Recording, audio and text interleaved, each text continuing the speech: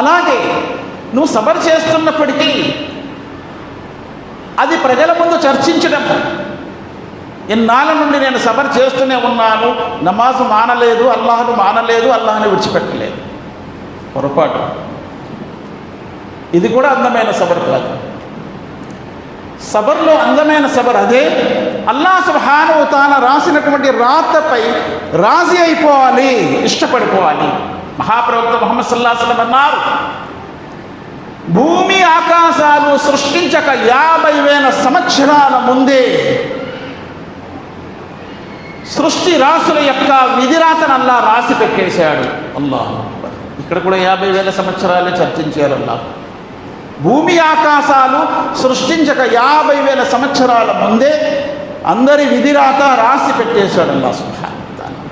అది ఎలా రాశాడో అలాగే జరిగి తీరుతుంది. ఆయన రాసిన రాతను రాజీ అయిపోవటమే సబర్.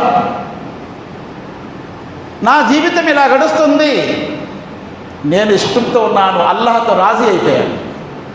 నాకు ఇన్ని కష్టాలున్నాయి, అల్లాహ్తో రాజీ అయిపోయాను.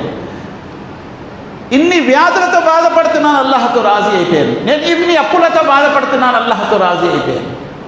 అల్లాహ్తో రాజీ పడిపోవటమే సబరన్ జమీలా.